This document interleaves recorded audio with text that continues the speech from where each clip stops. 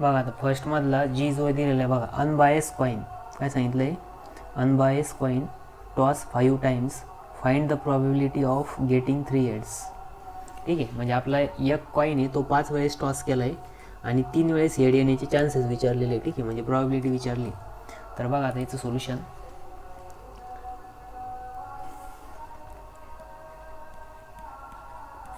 बघा number of trials किती दिलेले आहे, n इज इक्वल्स टू 5 दिलेलं आहे. ठीक आहे, मग आता लिहायचं इथं आपल्याला काय विचारलेलं आहे, पी ऑफ 3 विचारलेलं आहे, म्हणजे पी ऑफ 3. मग आता बघा इथं लिहायचं for single trial, for single trial. मग सिंगल ट्रायलसाठी प्रॉबिलिटी ऑफ गेटिंग हेड किती असेल, म्हणजे एकदा जर कॉईन टॉस केला तर प्रॉबिलिटी ऑफ हेड किती येऊ शकतं. बघा फॉर सिंगल ट्रायल,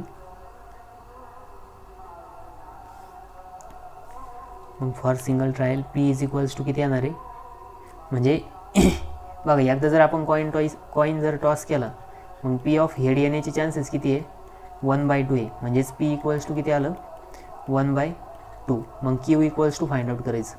मग क्यू इक्वल्स टू काय राहतं, 1 मायनस पी राहतं.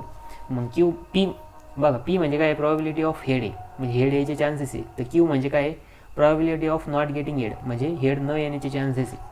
तर टोटल प्रॉबिलिटी किती राहते, 1 राहते.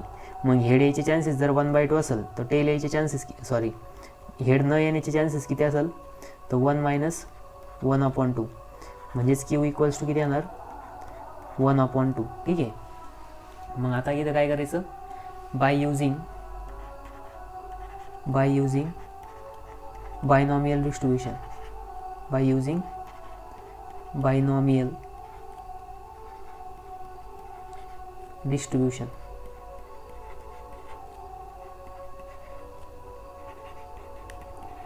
मग बायनॉमियल डिस्ट्रीब्यूशनचा फॉर्म्युला काय आहे, P of R is equals to NCR P raise to R Q raise to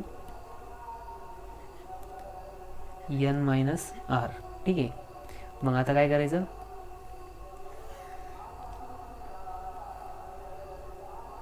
या फॉर्म्युल्यानुसार बघा. मग आता इथं पी ऑफ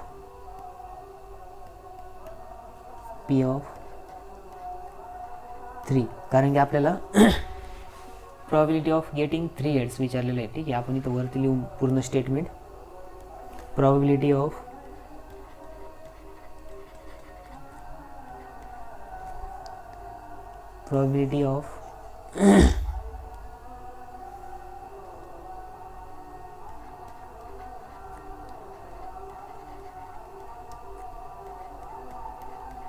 probability of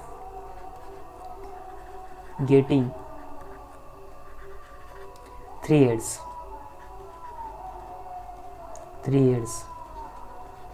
ठीक आहे, म्हणजे किती, 3 हेड यायचे चान्सेस विचारले. म्हणजेच आपल्याला आर इक्वल्स टू किती दिलेलं आहे, 3 दिलेले. किती दिलेले आहे, आर इज इक्वल्स टू 3. ठीक आहे, मग बघा आता आपल्याला काय विचारलेलं आहे, पी ऑफ 3 विचारलेलं आहे. ठीक आहे, म्हणजेच इथे येणार आहे एन किती, एन 5. मग 5C3 आणि आता पी किती आहे आपल्याकडं, पी रेस टू आर येणार आहे. ठीक आहे, पी रेस टू आर म्हणजेच किती इथे येणार आहे, 3. आणि क्यू रेस टू 5 मायनस 3 येणार. ठीक आहे, मग बघा आता 5 फॅक्टोरियल अपॉन 3 फॅक्टोरियल इंटू ब्रॅकेटमध्ये 5 मायनस 3 फॅक्टोरियल. ठीक आहे, आणि इथे येणार आहे इंटू. मग आता पीची व्हॅल्यू किती आहे, 1/2 रेस टू 3. आणि क्यूची व्हॅल्यू किती आहे, 1/2 रेस टू 5 मायनस 3. 5 मायनस 3 म्हणजेच 2 येणार. ठीक आहे, इथे येणार 2. मग बघा याचं कॅल्क्युलेशन करायचं कॅल्क्युलेटरमध्ये. मग 5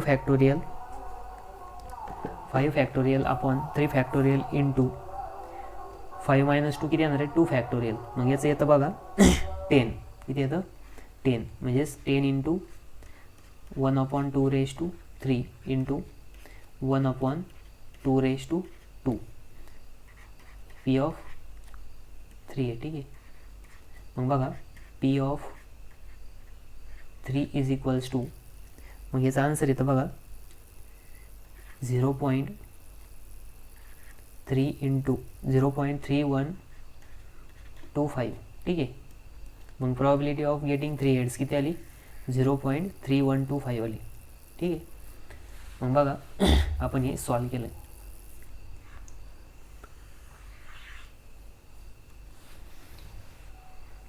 बघा इथं आपण सगळ्यात पहिले सिंगल ट्रायलसाठी लिहिलं होतं. ठीक आहे. मग सिंगल ट्रायलसाठी पी आणि क्यू लिहिला.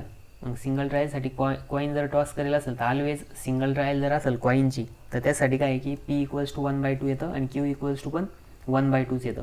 आणि हा बायनॉमियल डिस्ट्रीब्युशनचा फॉर्म्युला आहे. या फॉर्म्युल्यानुसार आपण याच्यामध्ये व्हॅल्यू पुट केल्या आणि probability of getting 3 heads find out केलं. ठीक आहे. आता आपला क्वेश्चन नंबर 1 झाला आहे पूर्ण. आता आपण क्वेश्चन नंबर 2 सॉल्व करू. ठीक आहे.